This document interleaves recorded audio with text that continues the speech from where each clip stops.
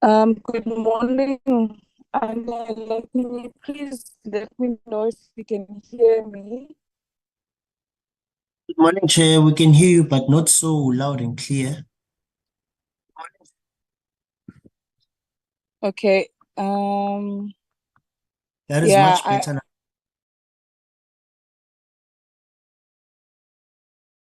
can't hear me. Recording in progress. All right.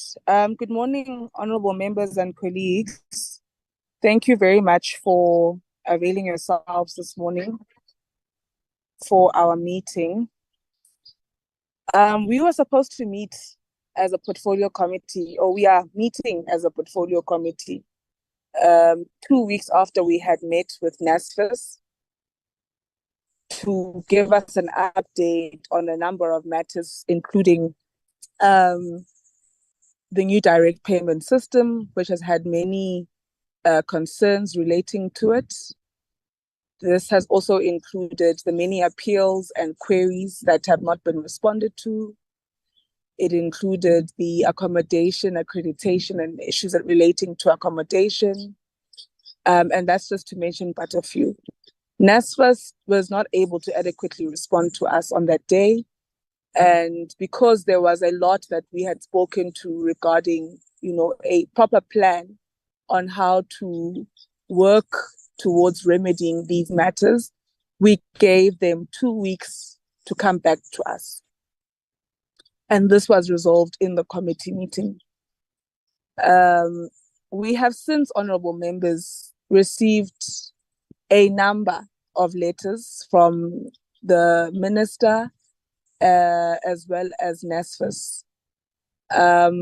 According to the presentations that you have received, there's only one service provider who had not sent a presentation. NSFAS has equally not sent a presentation.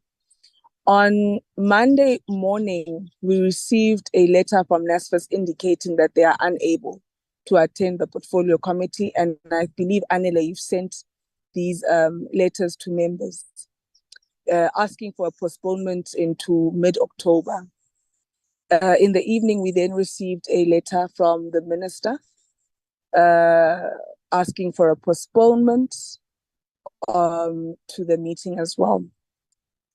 Our response as the committee to both NSFAS and the minister was that this was a resolution of the portfolio committee as it sat 2 weeks ago.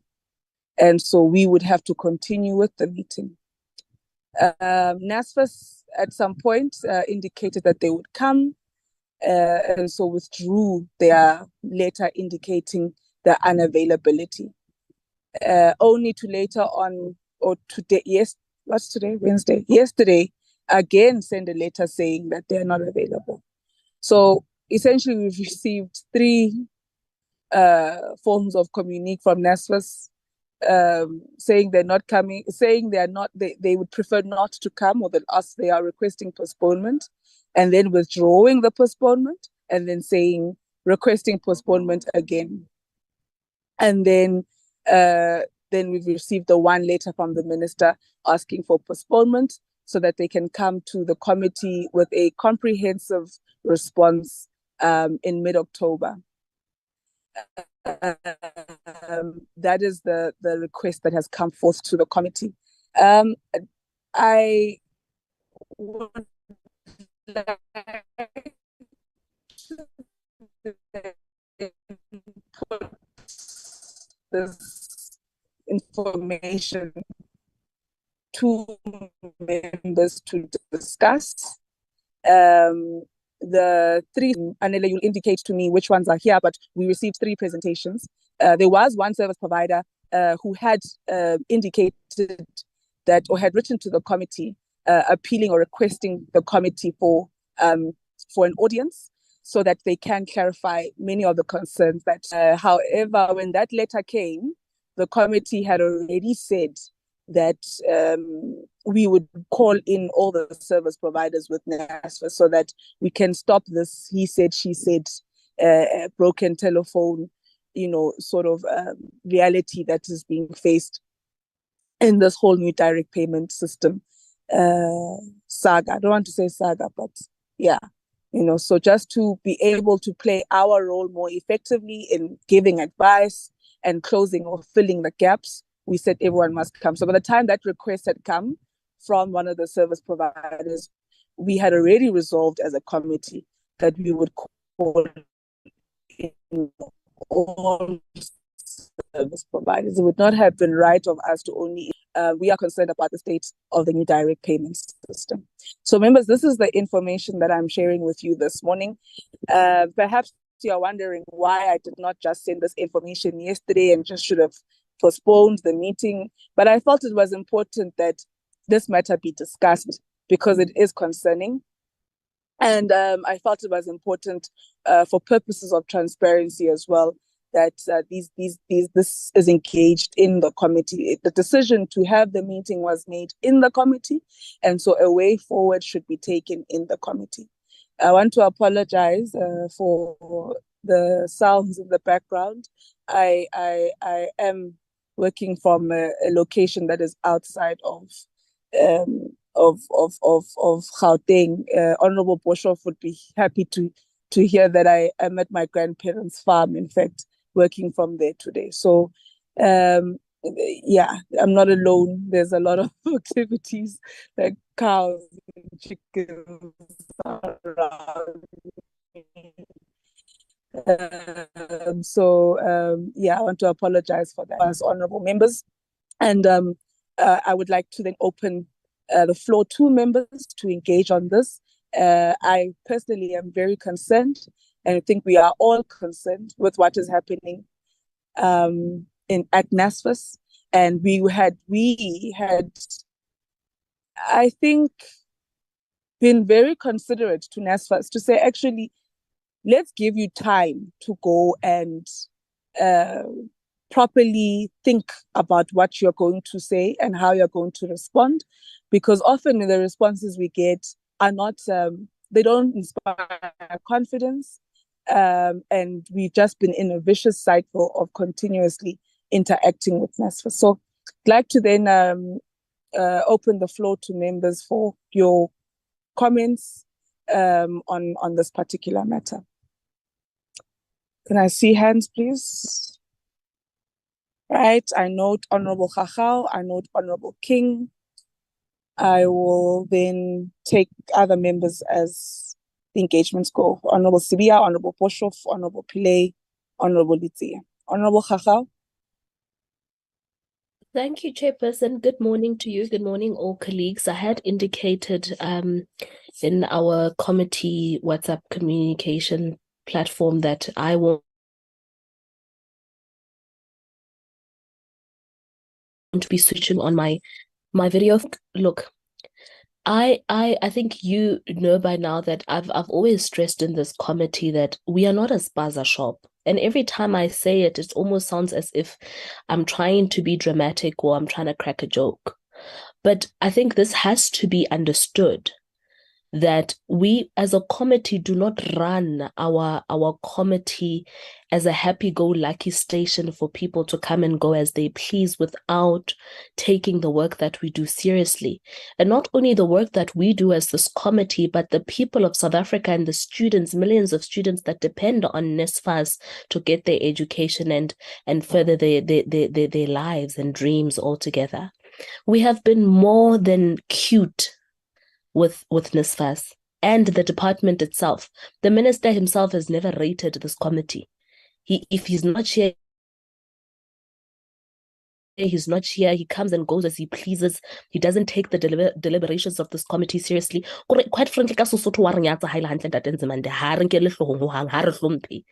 and this is why it's so easy for NSFAS as well to follow in his footsteps and not take us seriously, because their boss does not take us seriously. And this is why they're able to respond to say that they're not coming. And this response, this letter, Chairperson, for me indicates something that's very clear, that NSFAS is unable to come and report to the committee because they do not know how to fix the mess that we are in right now. They are still confused, thumb-sucking ways to get out of this mess that they created and they do not know how. And we saw this in the previous meeting that we had 2 weeks ago, Chairperson. We still tried to hold their hands. You, Honorable Lizzie, all of us still tried to baby them into the right direction. And 2 weeks later, they still do not know where that direction is leading to and how to get to it. What's also further upsetting is the fact that they're able to have public communication with everybody else, the media, and whoever they want to have a chat with in a grandstanding manner to make it seem like they have their house in order. But they do not have the decency to at least come before a committee that has been working to try to correct them, that they must account to. So, Chair, I get your reasons for not having shared these letters in time. I get them, but also they're disheartening because now 2 minutes I post the start of the meeting to only be receiving these emails also is also problematic. I would have appreciated, Chair, that we would have been brought into confidence as a committee without postponing the committee for us to still deliberate. But it's almost as if like, and also, like on Monday, you wake up on Monday and then Monday night, and you realize we go to, we have a deadline on Wednesday. We still do not know. What were they doing all these 2 weeks? What? And I mean, we can go on and on and on about this, but Chairperson, this cannot be. It cannot be. NSFAS has been together with Minister Nzimande, been disrespecting not only your chair that you sit in, but this committee, the Parliament of the Republic of South Africa, and taxpayers, the people who fund the entity itself and the department. This is wrong. It can't be. We can't, and this conversation can't just be a ranting session like we always do, because we all come here, we rant, we're frustrated, we're upset, and then like we throw our toys out of the court, and then we move on. Like today, something much more serious and tangible needs to come out with how we're going to deal with Minister Nzimande's disrespect as well as NSFAS's inability to function and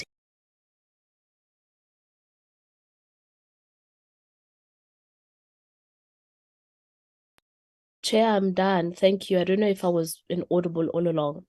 I'm happy to start from. We heard you. We heard you, Honorable Haha. Thank you. Honorable King. Good morning, Chair, and good morning to all colleagues on the platform.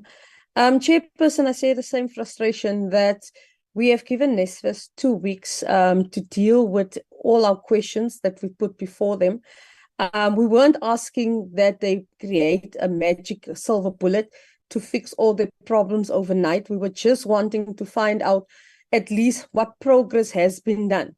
It is really disheartening, Chairperson, that yesterday the minister felt it fit to call a meeting with the press to brief them on issues that was already discussed in this committee and post it off as if it was something new. Also, giving wrong information on figures. It just shows you, Chair, that this minister is really out of touch with what's going on in his portfolio. And it is high time that we should approach the Chair of Chairs to note our distress and our anger. We should also then write a letter either to the Speaker to address the issue of the minister's non-availability, and also we should raise the alarm bell on NSFAS. We have asked, and you all know that the DA has asked on numerous occasions that we have a proper discussion in Parliament and a debate on the NSFAS saga that's going on, and to see and craft our way forward. And yesterday, the minister goes again publicly announcing that the comprehensive funding model, which was supposed to be in front of Cabinet in June already, is now only going to be tabled by the end of this year. That to me screams that there are serious challenges with the way the accounting officer, the minister himself, is handling this portfolio and is handling the issues of NSFAS. Chairperson, if we are not going to deal with this seriously, I do also want to say that we need to start raising the ability and the capability of the NSFAS board to actually run the affairs of NSFAS. They had 3 years. Next year will be their last year on this board. We need to assess how well they have been performing as well, Chair. Because if by now they always come and present to us issues as if they are a new board that just came on and are trying to address the administrators' challenges, then we have a concern. Then they lack vision, they lack direction, Chairperson. They undermine us, number one. They undermine you as a chairperson. And I feel you've run this thing very collegially with them. You weren't too strict on them. The committee weren't that strict yet on them, but now they've pushed our buttons. And they are derailing us from doing what we are being paid to do with tax-based monies, and that's to do proper oversight on our entities and on the department itself. So, Chair, unless we write to either the Speaker of the National Assembly to address this matter, because I feel it's beyond the committee now to deal with the minister. The minister just don't care. He's arrogant enough to undermine us. So that's how I feel, Chair. Thank you. Thank you, Honorable King. Honorable Sibia. Thanks, Chairperson. Greetings to everyone. Chairperson, hey,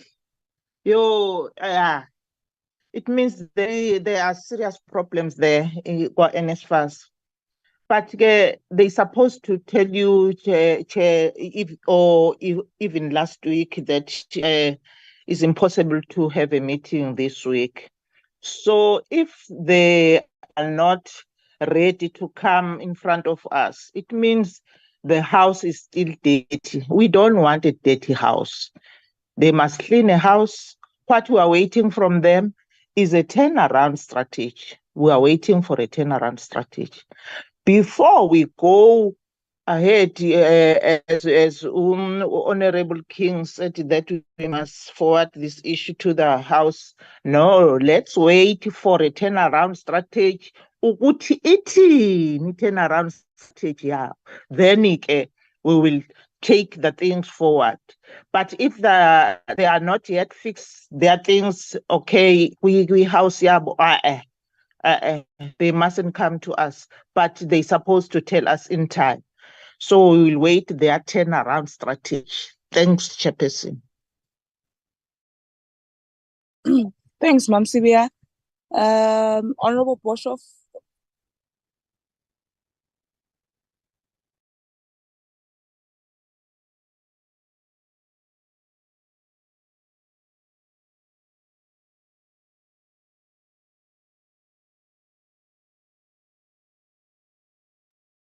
I don't know if Honorable Boshoff was having network challenges. Yeah, he actually just got kicked off the platform. When he comes back in, I will go back to him. So for now, can I go to Honorable Pillay? Good morning, Chairperson, honorable members, and everyone that's on the platform. Chair, I think, firstly, let me register my disappointment that we have to arrive at a meeting only to not have a meeting, if that's the best way I can put it. But Chair, I think it's important for us to note that we have raised the concerns that we have with NSFAS. We have raised the concerns of students and society, and we are asking for responses in that regard. And I think it's important that NSFAS needs to understand that we are not asking for anything new. In fact, all we are saying is come and present to us what you have done or what you're going to do. And I think even if they were not ready, they would have been able to tell us that, you know what, this is what we are going to be doing. But then I also can't run away from the fact that if you read the letter correctly, and I just went through it, really closely, the minister is requesting a postponement for next week. And one of the things that is mentioned in some of the correspondence is that NSFAS has planned a strategic planning. I'm not sure if it's a workshop or session, but I'm sure that they were aware that they were having this, and they should have told us then while we were meeting in the committee that, you know what, we are having this thing on this certain date. Can we not then meet after that? However, notwithstanding the fact, I think it'll be a little bit premature for us as the committee to receive anything before that happens. And Chair, my view is that we should at least, and it's not going to do any harm, because at least then we know that we're going to get something proper, that we can then move this meeting to at least a week. I also don't think it's going to be proper to listen to service providers without the presence of NSFAS, because who do they ultimately, they are service providers to the entity. And so it means that they need to be present when you are talking to service providers. And if they are not present, then how do we listen to service providers? And I also think that, Chair, we need to understand that this is an issue. It's a serious issue that's facing society. And us grandstanding is not going to solve the problem. We need to allow the process to unfold before we go to any other steps. Let's allow this opportunity. Let's allow them to come and present to us. And if they don't, then we have all the rights to be able to take it forward. But then to come and suggest that we're going to be doing other things before we've allowed them an opportunity to present is definitely going to be premature. And Chair, I want to support fully that we do, although it's a bitter pill to swallow, that we do at least accept that there will be a postponement and they come and tell us exactly what we need to hear. Thank you. Thank you, Honorable Pillay. Honorable Lithier. Chairperson, good morning to yourself. Good morning to all honorable members. Good morning to everybody on the platform. Chairperson, there was a message on the group that the DG is on the lobby. I'm not sure if Anele saw it. It was addressed to him for him to accept. Good morning to all colleagues.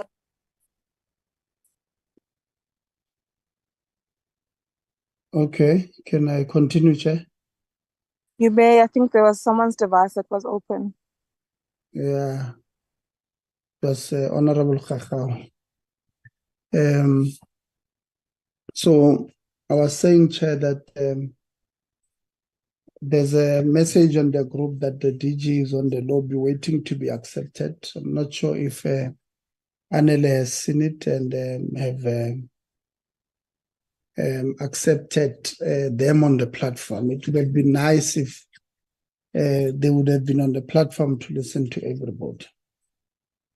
Chairperson, maybe let's begin by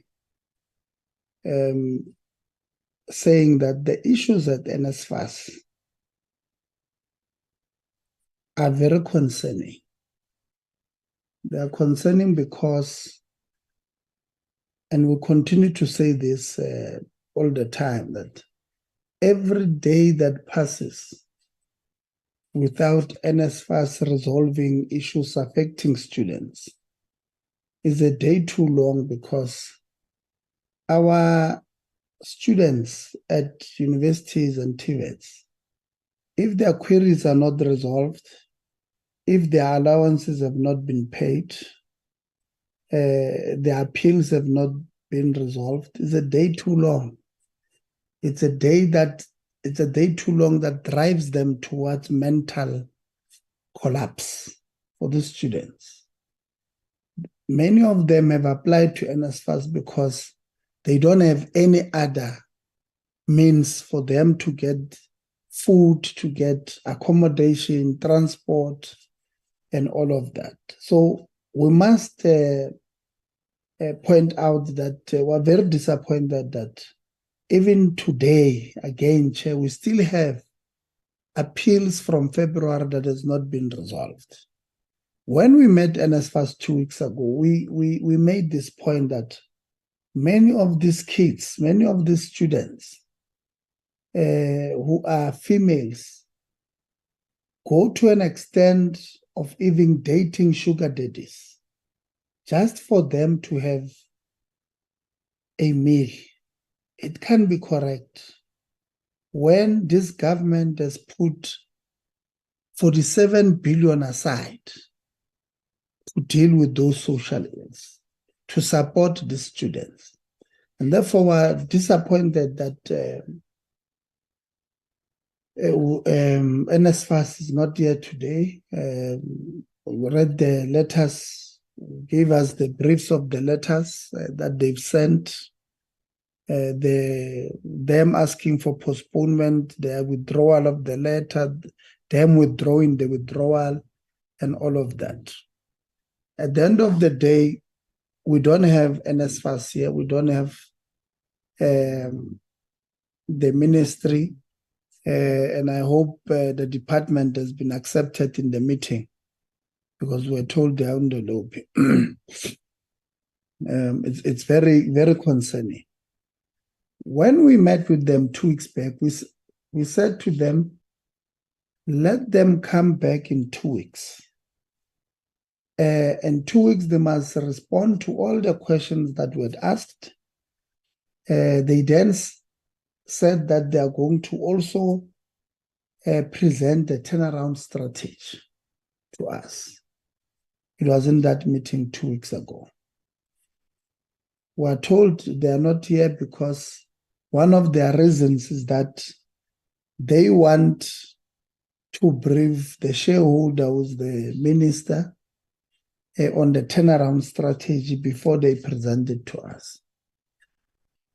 Ordinarily, that is a correct platform or the correct route to take. But they had 2 weeks, Chairperson, to do so. If they had a problem, it is my understanding that, and my view, that as early as at least last week, they could have written to us and said, we planned to do this thing on this day or that day, but because of time constraint, because of calendar issues between ourselves as NSFAS and the shareholder, the minister, we could not meet before this time. Therefore, we are asking you to give us 1 more week. If they'd done so last week, it would have been very understandable. But they do this on Monday and Tuesday, yesterday and Monday, which makes it very difficult for us to even reschedule and put another entity today. So if they had done so last week, we would have probably agreed and then have continued maybe to invite other entities to come and brief us on issues of national importance. NSFAS did not submit to AG last year. Very concerning, very disturbing. We raised this issue many times with them and said, that cannot happen. We must not happen. This must not happen. And they did not submit at the back of them having a disclaimer opinion the previous year. So the issues there at NSFAS are really, really, really concerning.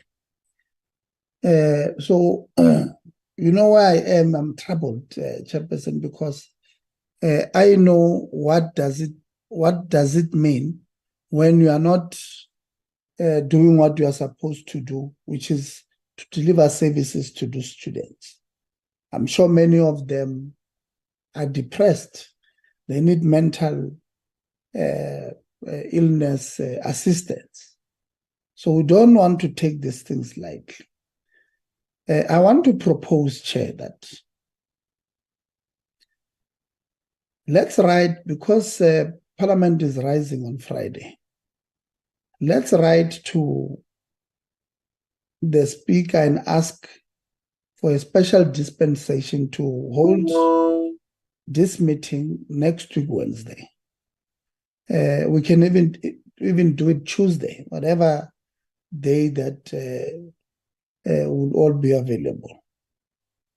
Let's write to the Speaker to ask her to give us permission to hold this meeting next week, because it falls outside the normal Parliament program. Let's write to the Ministry and NSFAS and the department to come and give account of all these issues that we have raised with them next week. Ask NSFAS to bring all these service providers. They must, I looked at their presentation, some of them, they're not telling us why, for an example, what was wrong, what was really wrong what were the real challenges? Why could they not pay students on time? So let us them, as NSFAS, to ask them to refine their presentations to respond to what we don't want to hear about their company history and them having this, and we do. That thing is immaterial if they are not able to provide services to students that they are supposed to. For an example, there's one that said there's on onboarding or whatever they call it, about 2% of students they've not onboarded. They must tell us what is the problem there. They must not give us, after presentation from them, we don't want to be, having more questions than answers. So let's ask NSFAS to ask these people to bring those things. But let NSFAS come here and give us their turnaround strategy and answer our questions. So I want to agree with Honorable Pillay that honestly, writing to chair of chairs and speaker and all of that, I don't know how will that achieve anything, except that we must write to the speaker and ask for a special dispensation to hold this meeting so that we get answers here. NSFAS had promised that by the end of this month, they would have resolved all the internal, as they termed it, internal disputes or internal queries, internal, appeals from students. Next week, when we write to them now, let's ask them to give us a breakdown of how far they've moved. It would have been 3 weeks now. A week would be left. Let them also respond to how far they've moved there. If there were 15,000 internal queries, how far are they now? And all of that, so that we check if we'll get to day zero when we meet with them. And I think also make on the letter, let's write to the minister that would also like the minister to be present in that meeting so that we address this issue of the letters properly, address the issues that I can't remember if they are raised by Honorable King, I think, and Honorable Khachau, that he does not take the committee serious.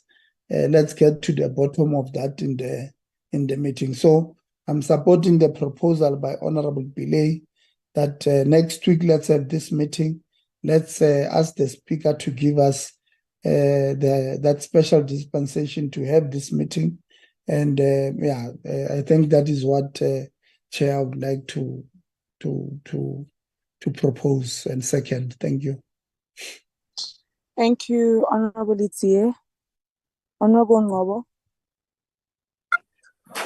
Thank you, Chairperson, and good morning, colleagues.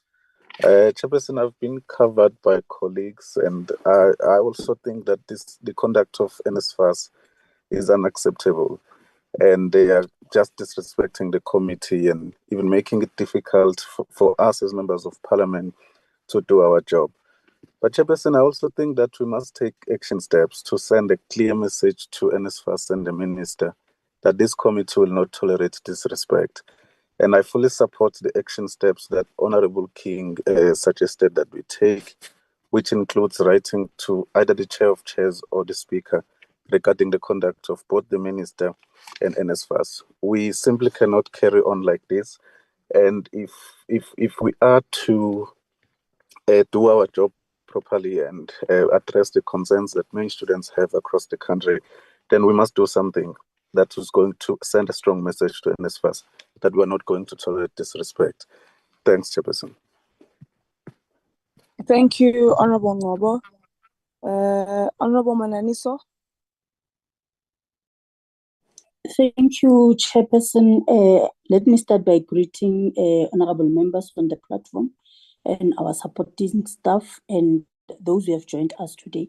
Chair, let me start by acknowledging your approach in terms of bringing these issues to this portfolio committee.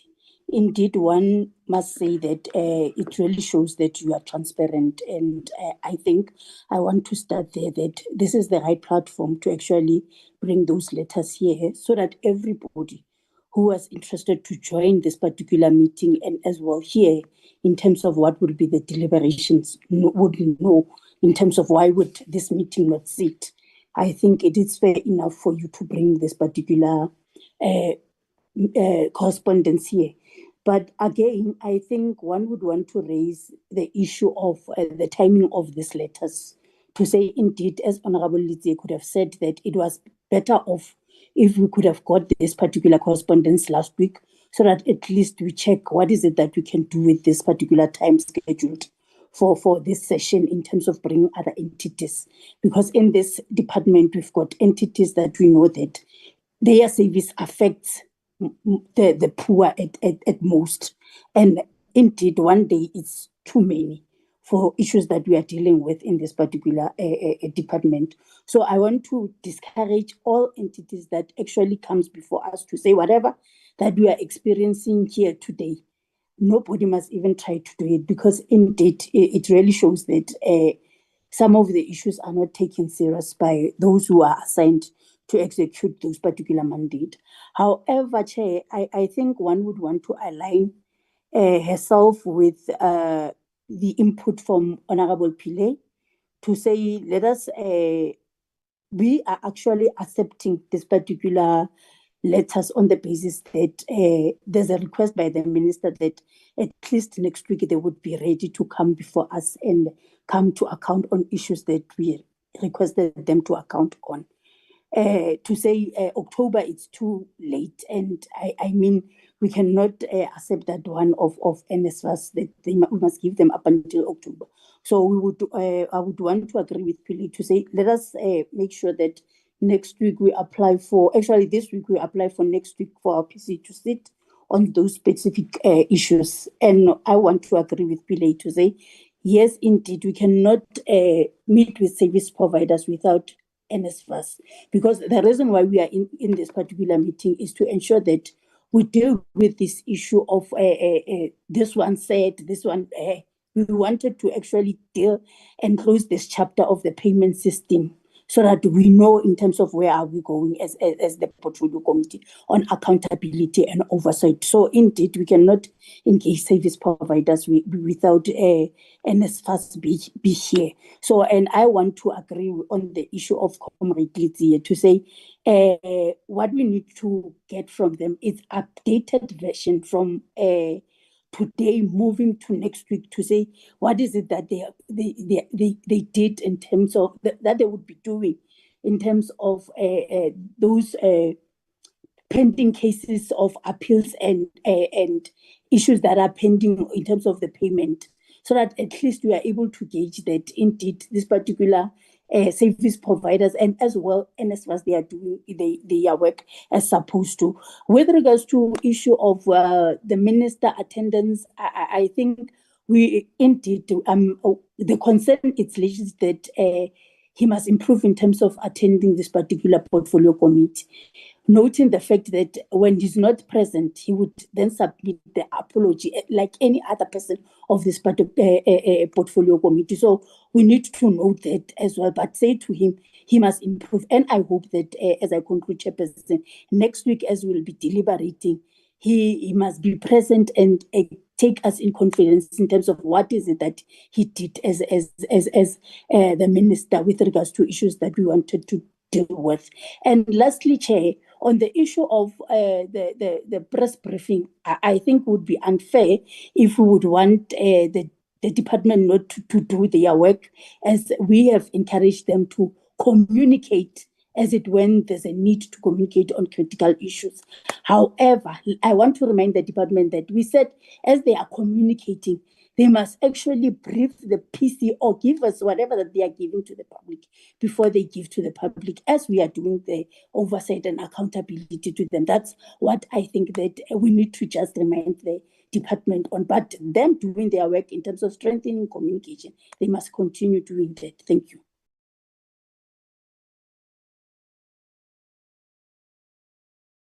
Thank you, Honorable Mananiso. Honorable Shikwambana.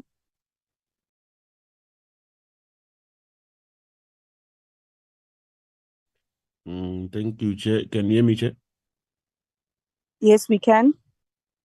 Thank you very much, and greetings to the honorable members of the committee. Even though it's difficult to call ourselves honorable when we are not honored by the same people who should be coming before us.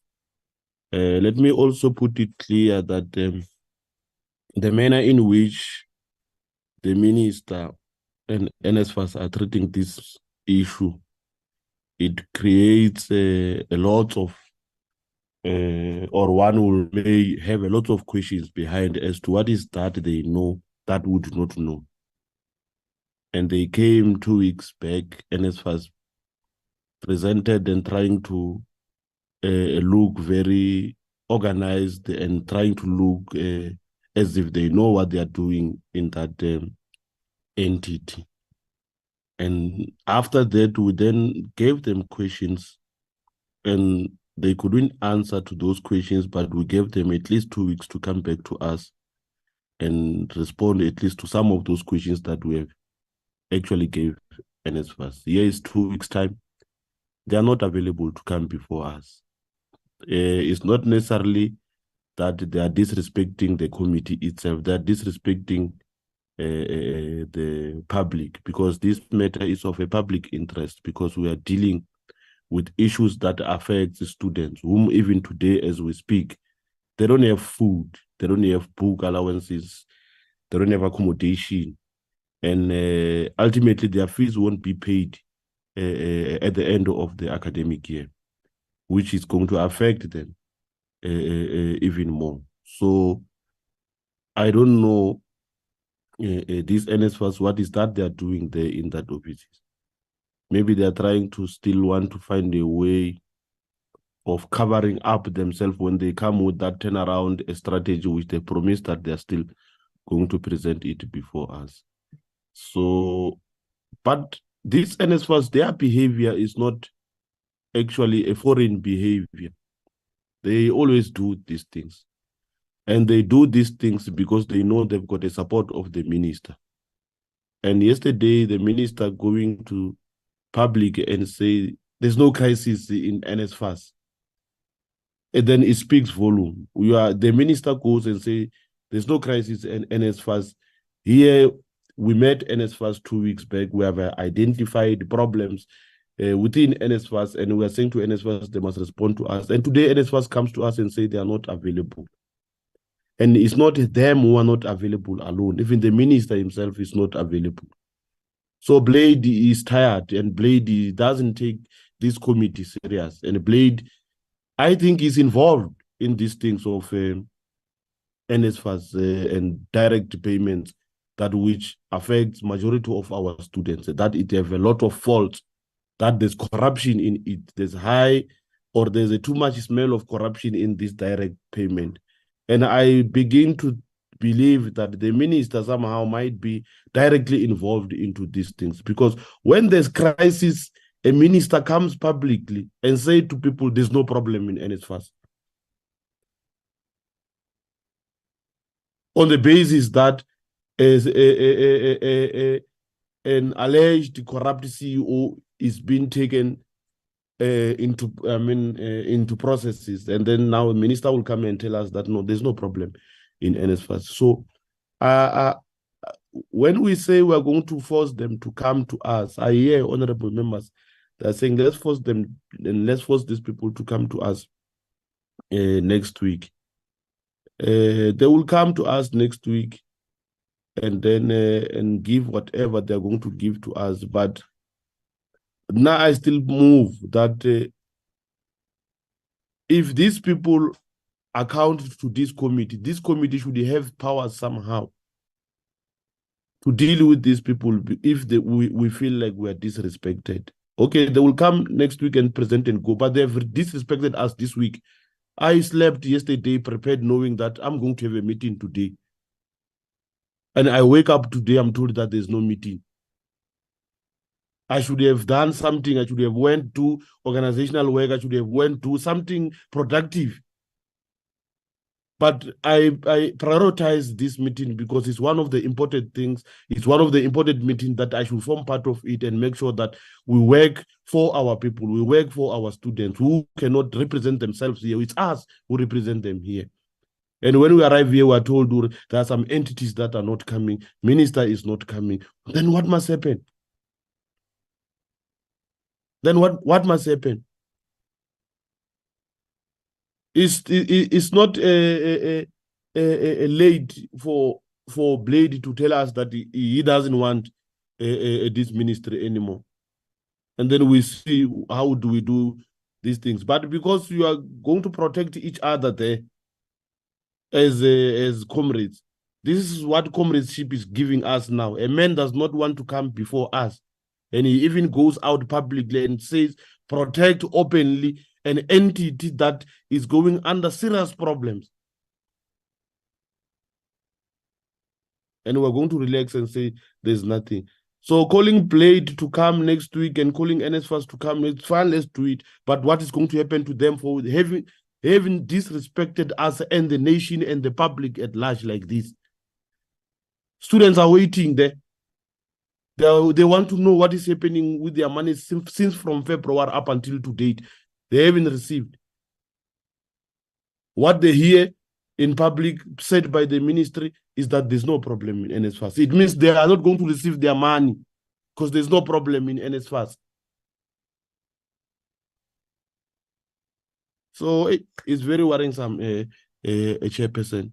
I think you are a chairperson of this committee, and you would not like to be disrespected like that. And not only you, all of us as the members of the committee will not love to be disrespected like that. And should we allow this tendency to happen, to continue like this, then people will just come and present here and leave. Just like the presentations that we see now that are sent by those companies under direct payment system. It's how good they are. It's the story. They're telling us the story of how good they are. They don't even go closer to the stories that are or issues that brought them into this committee to explain to us, to say, on this matter, this is how things are done, or this is how things we have done, and this matter is not how things are. They just tell us how good and smart and how beautiful their companies are that deserve to be part of the direct payment system, whatever they call it there, in that money-making scheme of theirs. So, Honorable Chair, that will be my 2-cent contribution with a very disappointed spirit, hoping that today we are going to have a meeting with some entities and the ministry to resolve issues of the students so that the students could know whether they are going to eat this year or they won't eat, whether they are going to be paid for accommodation this year or they're not going to be paid for accommodation this year, whether they're going to be paid for fees this year or not. But it seems like the answer is no. Thank you very much. Thank you, Honorable Shikwambana. Honorable Chirwa. Greetings, colleagues, and everybody who's in the meeting. Thank you, Chairperson, for actually opening this platform up for engagement. But I think it will be a fruitless exercise if we just continue to just go along with what the minister is requesting, which is the meeting next week. They've already done that, so it will be very fruitless to go in the same direction to resolve a crisis that they are causing. Firstly, this is not a first strike from the minister and NSFAS, right? There is consistent behavior in undermining the committee. And there is a habitual growth taking place in this process of undermining the committee because it first starts with an individual. We overlook it because of partisan lines and the colors that we wear. And then it extends its grasp to the entire committee, which is what has officially happened right now. And the repercussions are tangible on the ground. That's the sad part about this.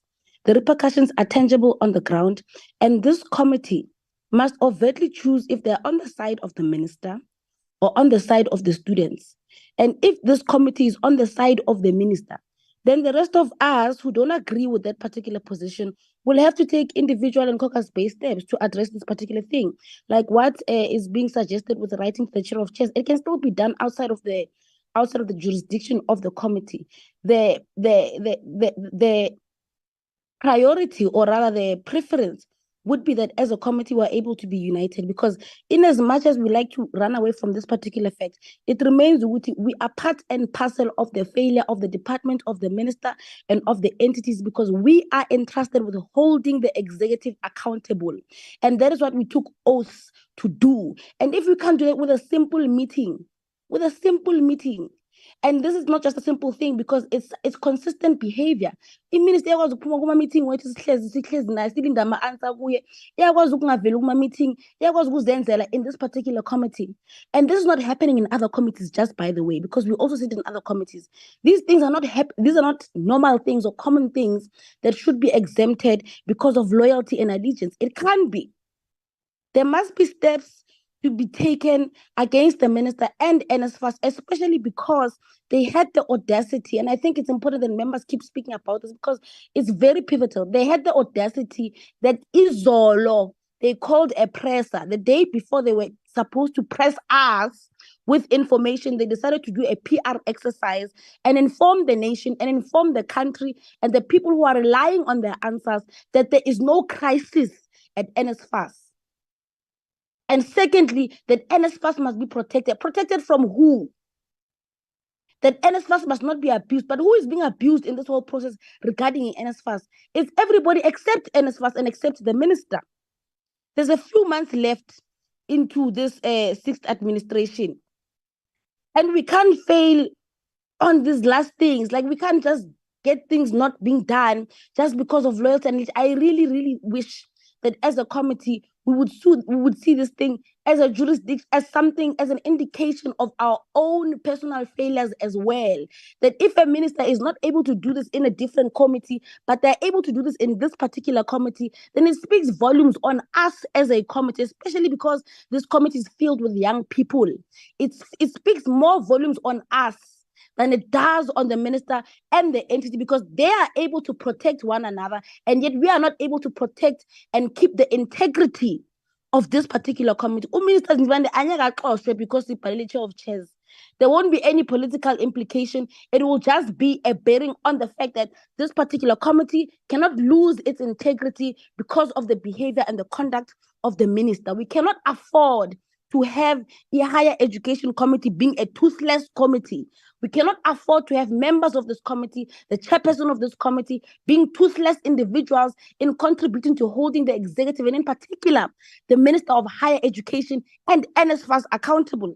All the processes that have been proposed right now in this meeting can all take place together, just by the way. We can still say Izani next week with no excuses. We can still write to the Chair of Chairs and complain about this matter, and we can still even make individual contributions to the Chair of Chairs. We can still release statements, in fact, distancing ourselves or saying we condemn this kind of behavior because we don't want it to continue in the portfolio committee. That is what helps a portfolio committee retain its integrity. That is what does that. It is not allegiance and loyalty, because clearly the allegiance of him is not towards you or any of the people in this committee and the integrity of the committee members of this portfolio committee. And yet the expectation is that he must receive allegiance and loyalty from this particular committee. It can't be.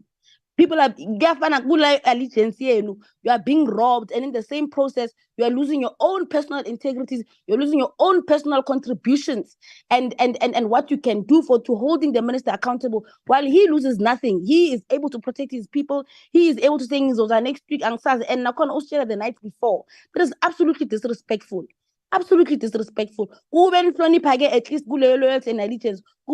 Friday, because there's nothing wrong with postponing a meeting, just by the way. It's the manner in which it is done, and it is how it is undermining for this portfolio committee and the members that have availed themselves, and also, the most importantly, the people that are affected by these matters. The NSFAS has been unable to respond to questions since the beginning of this portfolio committee. There's cases that we sent to them, to the chairperson, that have still not been resolved to date, years and years and years. Yes, there's literally a trail of cases that they are unable to resolve, and we keep saying NSFAS is not answering our questions. They're not answering our questions, and there's no implication, there's no consequence. That is why Bazenzela, because there is no consequence to doing these things, because this committee has become toothless. All we do is just to hold questions that make them uncomfortable, and they can still escape from those questions and still postpone meetings from those questions and tell us how they are going to conduct and run this portfolio committee. Honestly, we really need to look and introspect on how we are the ones that are allowing them to function in this way. And it's not something that we can even say it's beyond our control, because it is within our control, and it's not happening in other portfolio committees. It's happening in this particular portfolio committee, which is one of the most important portfolio committees for the well-being of the young people of this country. Thank you, Chairperson. Thank you, Honorable Chirwa. Honorable what's it called? Boshoff, then followed by Thank you, Honorable Chair. I have a good signal now, so I don't think there will be any problems participating now, and thank you. To start, I would like to commend you on the way that you handled or are handling this, because just to postpone would be a little bit like a non-event, and to create the opportunity to give some to ventilate some of the ideas and feelings that we have around this issue is important. In addition to that, I would say that when we deal with NSFAS, and the way we have been dealing with NSFAS since this committee was formed in 2019, it's a little bit like a person driving at night.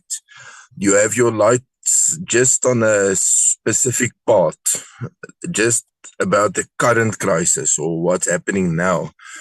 But ever since NSFAS was expanded from a bursary scheme or a loan scheme to a full bursary scheme, with in the form that we know it at the moment, it's actually been one prolonged crisis. First, the adaptation to the huge numbers to be dealt with, and the other way of working with the money, not giving loans but full bursaries. It had some demands, and one could understand that was difficult. Then the institution was put under administration. We had an up and down with that also. When the new board was appointed, we also had our up, and now we have our down.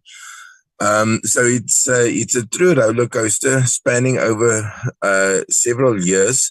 And what I would like to suggest, everything that the other members said about we should meet next week and we can write letters to this person, that person, and whatever. I think that we should start or employ people with the necessary skills and background to do a thorough investigation of NSFAS ever since January 2017, because it seems to me logical that at some stage we should see some patterns. I mean, we have the same problem all over again, but there must be some patterns, and maybe there are some underlying factors that we are not aware of at the moment, because we look at everything on such an ad hoc basis. There are three reasons why this can't be just allowed to pass. The one is the sheer magnitude of NSFAS. With 60 billion rand, it's larger than most of the state of the departments in the civil service. It is a huge amount of money which is spent every year. And then also the number of people it reaches, and there we should not only count the students but also their families. And then the fact that it is better not to promise something than to promise and not to deliver. And I realized that delivery is not absent altogether. I mean, one should not paint a picture like that as if nothing happens. But how does one approach something of this magnitude with untested service providers? This kind of thing, which is, as I said, which is a repeated problem. Actually, we should investigate that. I don't know exactly how the powers work that we have, but I mean, either the portfolio committee could do an investigation similar to what we did with Univen and Professor Mbati, or maybe there's some other mechanism in which we could do it. But I think just to summarize, that we should not limit our investigation at the moment to just this present crisis. Of course, we have to deal with that, but we have to take the long view about the whole existence of NSFAS since being expanded to its present form. Thank you very much, Jay. Thank you, Honorable Boshoff. Honorable Yabo. Thank you very much, Honorable Chair. And I would like to apologize for having joined the meeting late. It's been a struggle with connectivity. I have even had to leave my home to try and look for connectivity, literally.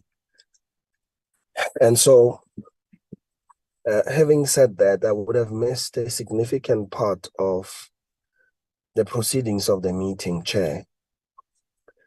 But I will attempt to also submit my, to make my own submission rather, on the matter at hand.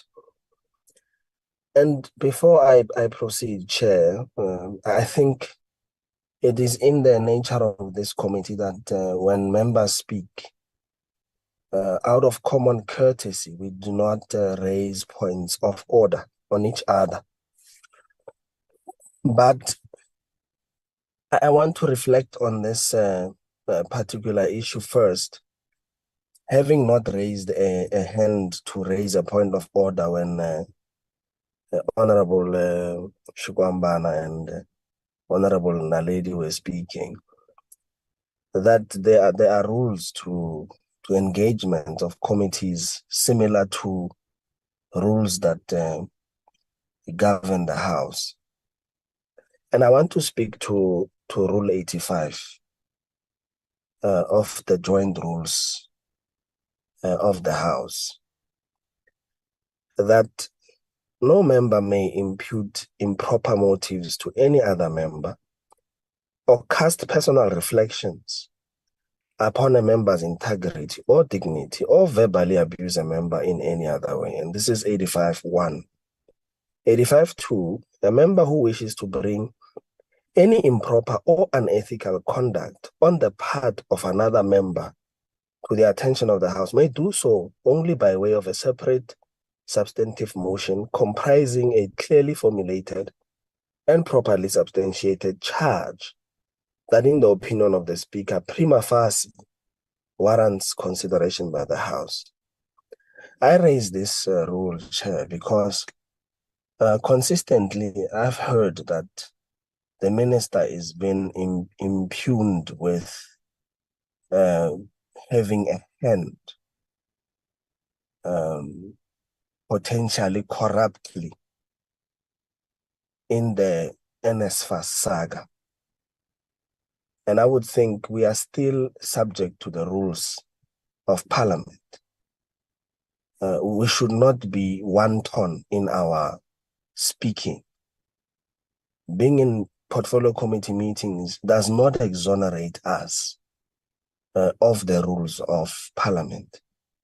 And so I would like to request that, Chair, anytime a member speaks about another member in the fashion that we have been listening to, the Chair must call an order on such a member until they bring a substantive motion to that effect. so that we do not abuse the platform of portfolio committee meetings, because we have a cordial arrangement of working with each other across party lines, and go on to cast aspersions. The number of times that the term loyalty to the minister has been used seems to cast some form of aspersions on certain members of this committee who belong to a certain party. And I think it's uncalled for, Chair, that we should proceed in our meetings in that fashion. When we have a gripe on any matter, let us respectfully follow the rules of Parliament and refrain from abusing the platform of portfolio committees, as if the minute we step into a portfolio committee meeting, we are exonerated from those rules. Having said that, Chair, let me reflect on the matter of NSFAS and what I presume is their absence from the meeting and a request to or their absence, which demonstrates a lack of respect for the committee. I want to agree with members who would have reflected that the absence of NSFAS is a demonstration of disrespect for the committee. Secondly, I want to also say that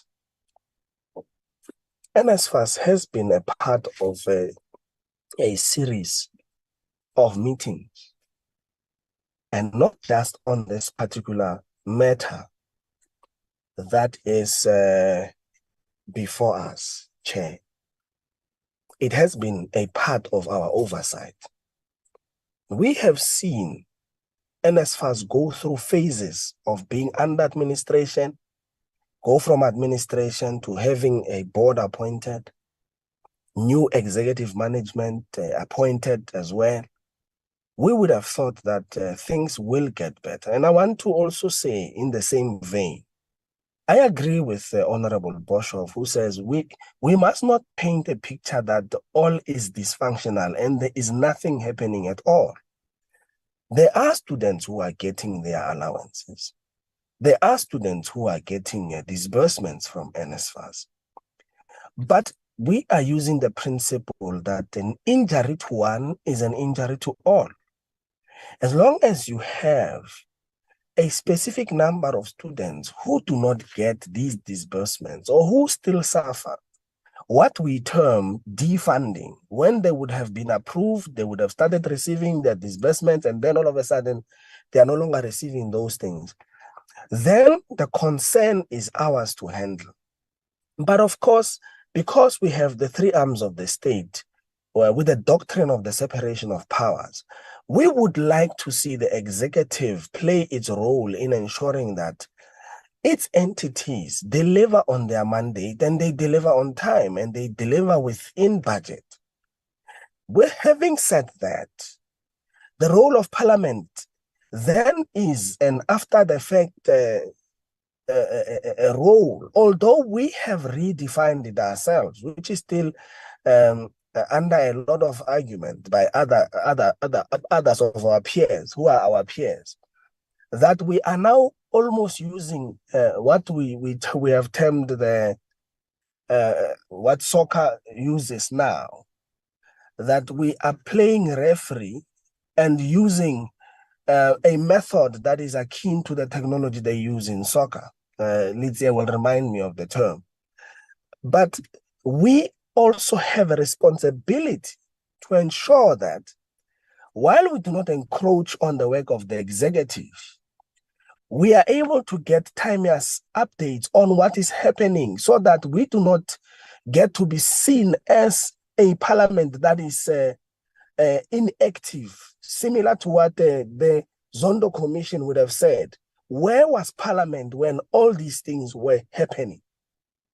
And now I want to add my voice and say that one, I personally am not happy with the way NSFAS has acted, especially with regards to the meeting today. And I will not condone such behavior moving forward. I, however, will want to also say that NSFAS having not been here, they must make sure that they are here next week, Chair. Because it will not help us to cry over spilled milk now when we are going to have a meeting that's not going to get any answers, because those who are supposed to provide us with answers are not here. And so I would want to second those who would have said, let us postpone the matter to next week, Chair. But let us also be very clear on our message that we are not happy with the way NSFAS has decided to do things this morning.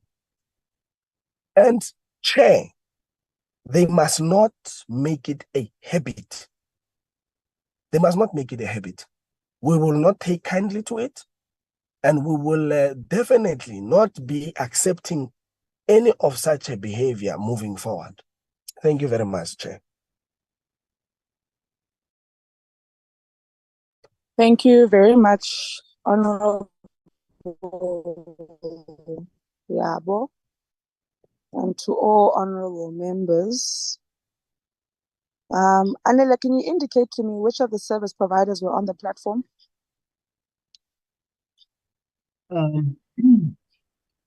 Chair, I honestly think there are about 3 besides Coinvest. I think they're on the platform, yes.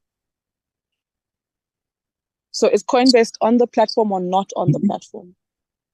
No, I didn't see any representative from Coinvest, but the other 3 service providers, they have, yes. And those are the 3 that submitted to us. Correct. All right, thank you. All right, thank you very much.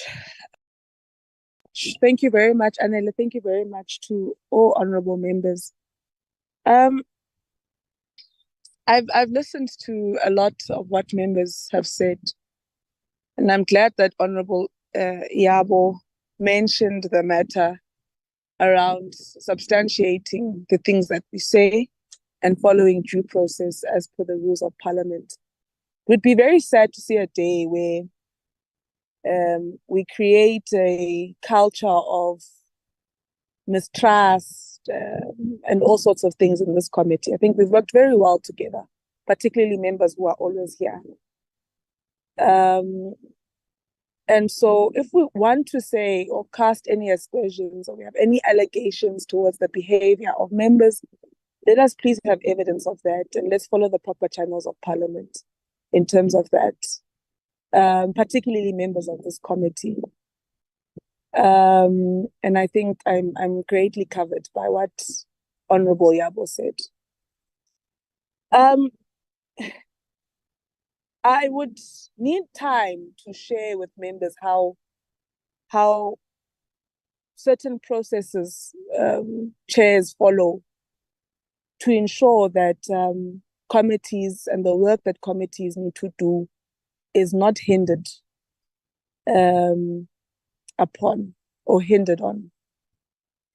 The process, colleagues, for example, now with this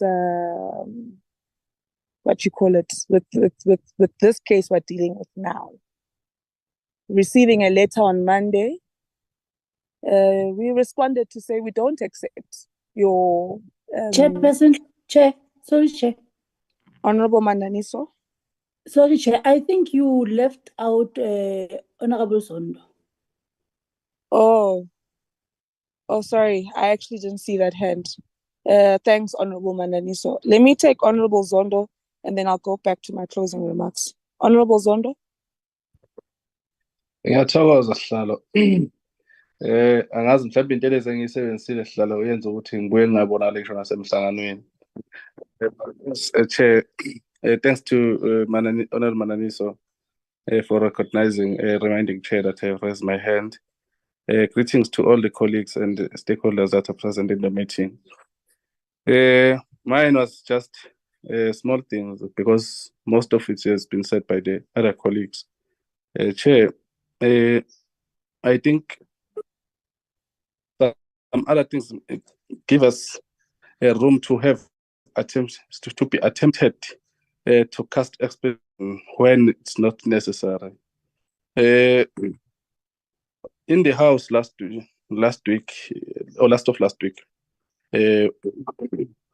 when we were deliberating on this matter with the MEC, with the minister, it was one of the things that I said in passing, because the minister come out and say there is no crisis in the NSFAS. They had meetings, NSFAS and blah, blah, blah. Whereas it was something different to what has transpired on the meeting earlier that day. And right now we are faced with this situation whereby the minister is not able to attend our meeting to deliberate on the matter that we were talking about last week. And the NSFAS as well is not in. And I think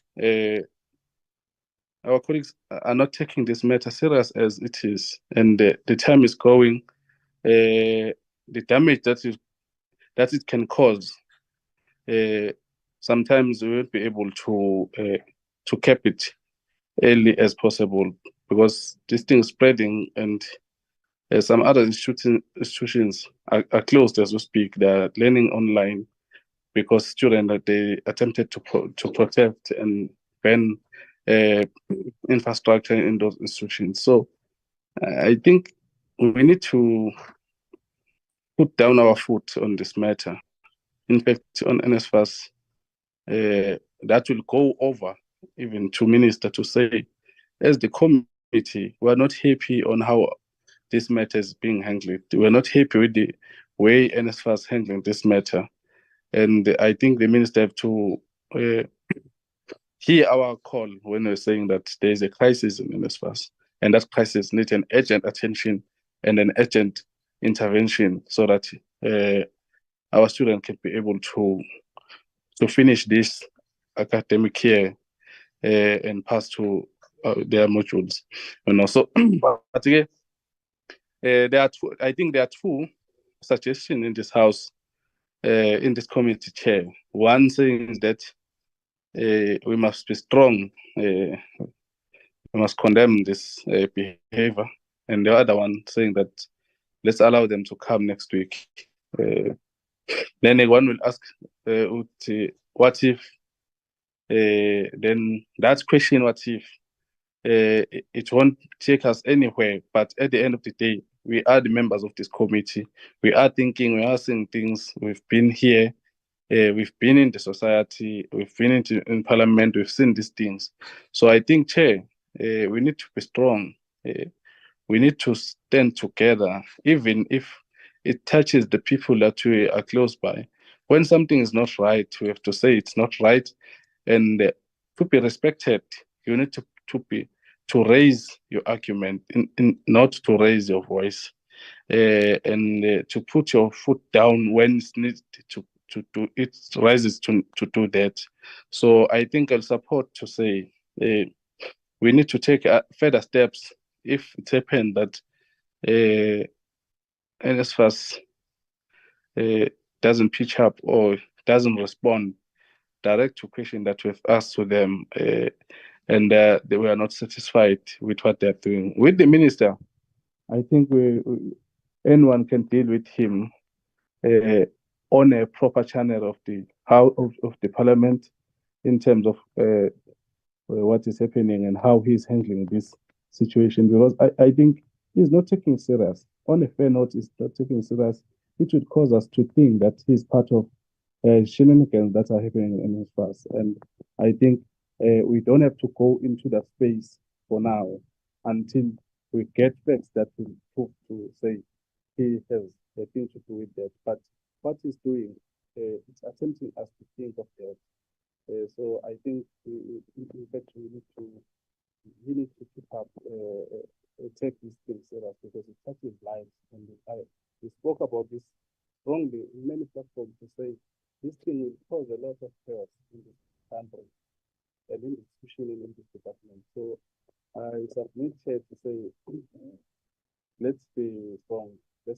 together. Let's fight this together. Let's not be. Chair, le mo bisele ka Zondo e sa vakana. Le nna ke mo utlwa pele mara na felletse.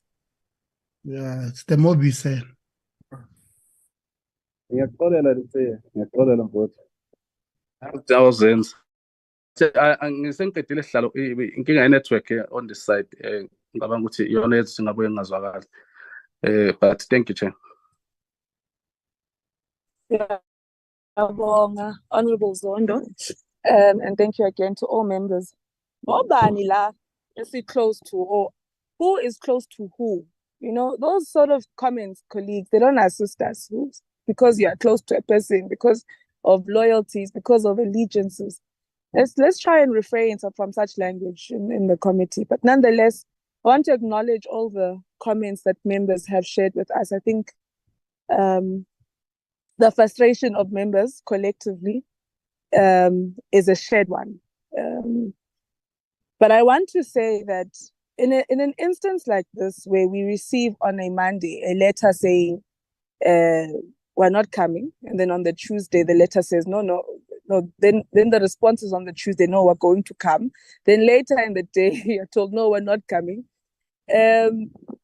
Ideally, you should indicate to the people that they must come, and we don't accept, or to that entity, that we don't accept your apology because you made a commitment. You were there, we were there, and you made a commitment. You said you'd come. And if you fail to come, then we'll have to issue summons. Now, issuing summons, colleagues, is a process that legal follows diligently because they themselves don't want to find Parliament legally on the wrong side. So they always are very thorough in how they follow their processes. And so it's not a thing of tomorrow. You can't just summon someone to come tomorrow. There are processes that are followed. You can indicate to a person that if you fail to appear before us, like we have asked you, then we will issue summons. And if on a number of occasions they are failing to come to us, then we issue summons forcing them to come to Parliament. And so in an instance, for example, today, we're going to respond to them and say, look, we are not happy with the fact that you have not come. We will expect for you to appear before the committee next week, as you have committed. And if you fail to come, we will issue summons.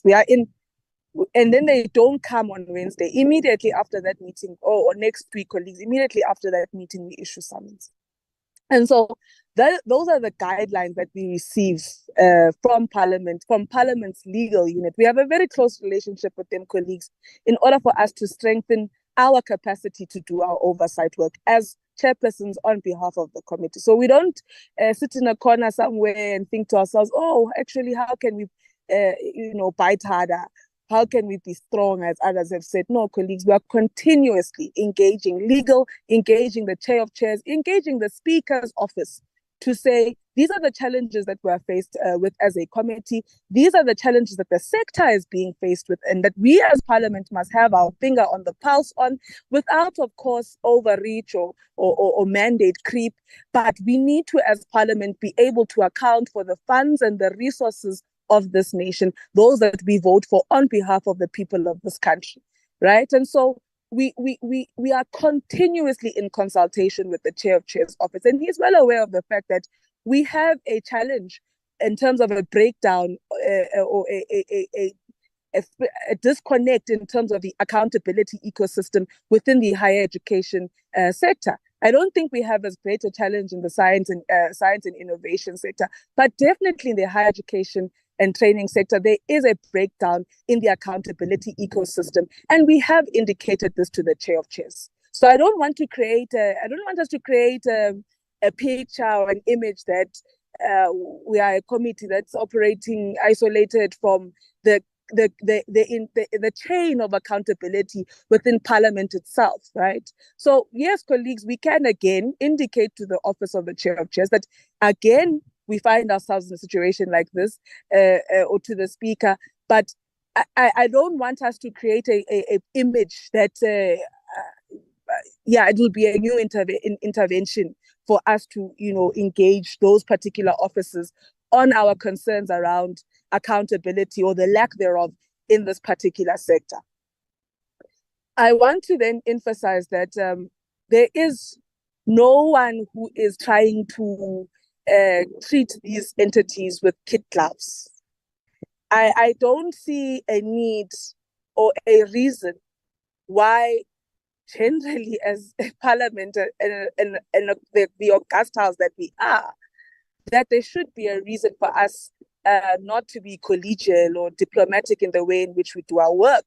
And collegiality and diplomacy does not take away from being assertive as a committee. And I think we've been very stern. So what else could we be doing? We have had, on NSFAS in particular, we have had multiple conversations on why we have not commissioned a commission of inquiry, why we have not embarked on a commission of inquiry. When we wanted to embark on a commission of inquiry on NSFAS, it was the end of 2019, if I'm not mistaken. Soon after that, the board came. The board was, was it 2019 or 2020? Honorable Lizia or Anila, can you help me with that date? I think I'm now mixing years. But I think it was the end of 2020 or 2019, where we would have wanted to embark on a commission of inquiry on NSFAS. Soon after that, the board was put in place, and we said, no, you know what? Let's give the board space. They will do internal investigations with the new leadership and try and find their feet. Soon after that, the SIU came in. Now we must make a decision as this committee whether it makes sense for the entire accountability ecosystem to be focusing all its energies on one entity. So the SIU will do investigations. We as the committee will do a commission of inquiry all at the same time. So colleagues, what I'm saying to you is that we are all frustrated with the fact that we aren't able to find the best way forward in relation to NSFAS. So when we do make a decision on how to move forward, we must take into consideration that this entity has just been come out of administration. This entity is being investigated by the SIU. What else could we do? Should we put them on? Should we continue with the commission of inquiry that we wanted to embark on? Does it make sense while the SIU is doing its work? Those are some of the reflections that we ought to make. And it's not something we can decide on now. We're not even engaged with the SIU to understand some of the work that it is doing. And so we need to be cognizant of all of that when we are then saying maybe a further investigation must be done. Why can't the SIU investigate the matters that we are concerned about, because they already are operating in that particular space? But that is those are some of the matters that we as a committee should reflect on. I want to also address a matter on the perception that entities need to come through a department or a ministry, or service providers must come through the entity, they come through the department. And colleagues, Parliament is very clear, and Chapter 4 is very clear to say that anyone who is using state resources within the mandate and the scope of this particular committee must account on what they are doing with those resources. We as a committee have said to Parliament that we must vote for a budget for this department, a budget that equally gives funds to NSFAS. NSFAS has given some of those funds to these entities to disperse allowances on behalf of NSFAS, on behalf of the department, on behalf of us as Parliament, on behalf of the people of this country. And so we must be able to hold them to account and find out why those funds aren't arriving to students on time. If they are, then they must prove that they are. There are accusations that students are receiving the wrong amounts. These service providers must show us. But I want to agree with colleagues who say it would have been a futile exercise for these service providers to be here without NSFAS, because we are trying to nip in the bud the he said, she said. Right? So NSFAS must be here. When the service providers say, no, we have actually dispersed X and Y allowances, these are the only ones that we have, NSFAS must agree to what the service provider says. And if they disagree, they must disagree in our presence so that we are able to fill the gaps in terms of the communication breakdown within this particular entity.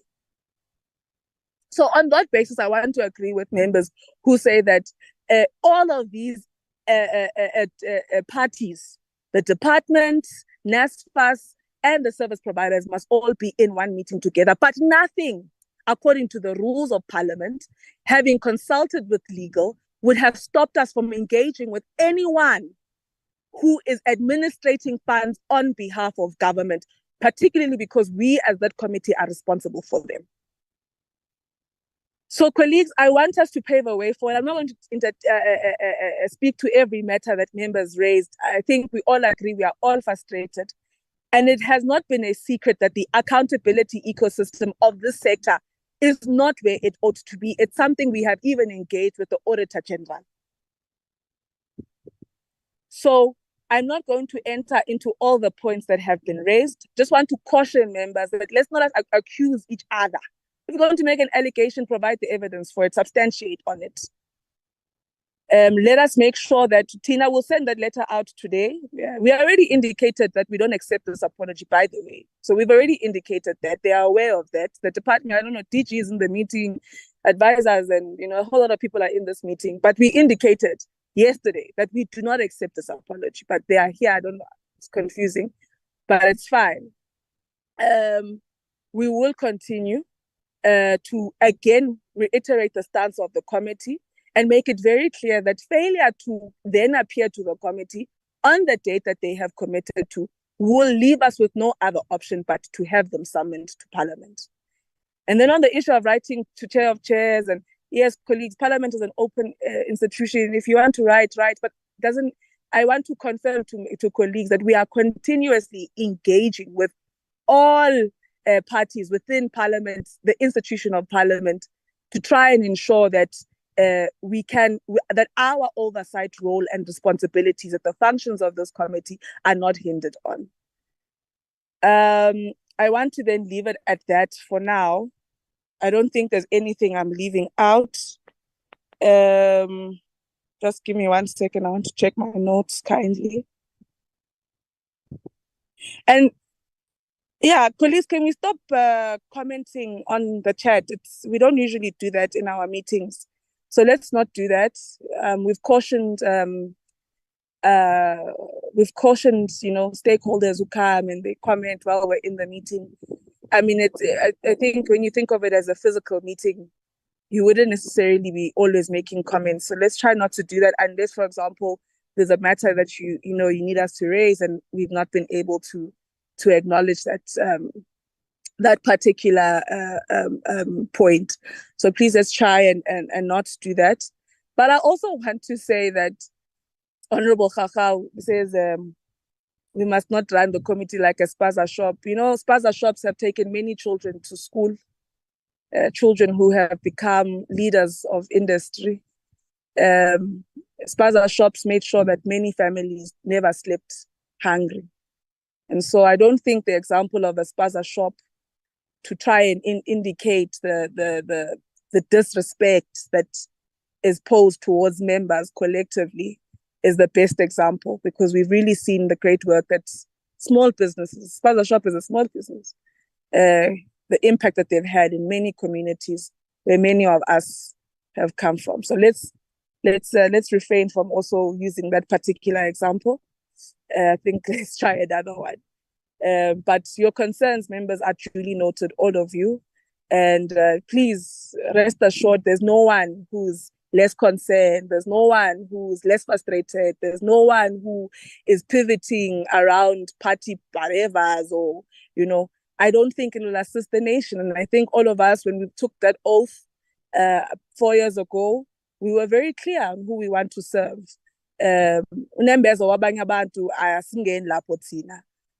But we were all clear that ours is to first and foremost serve this nation.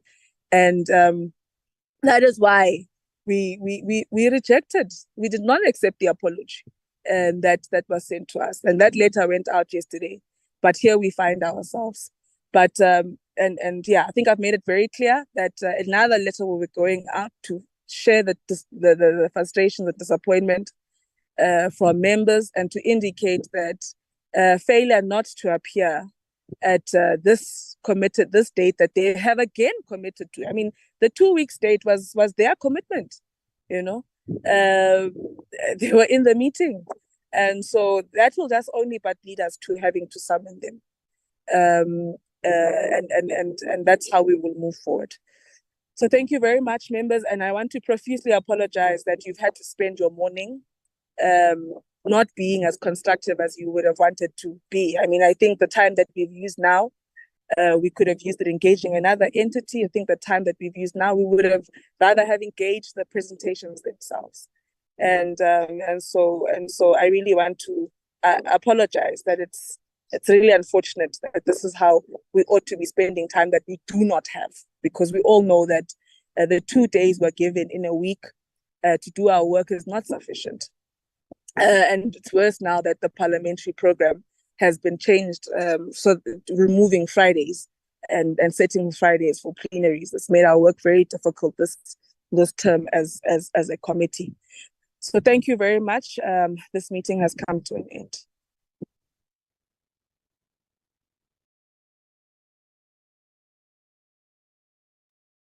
Malbongwe. Goodbye.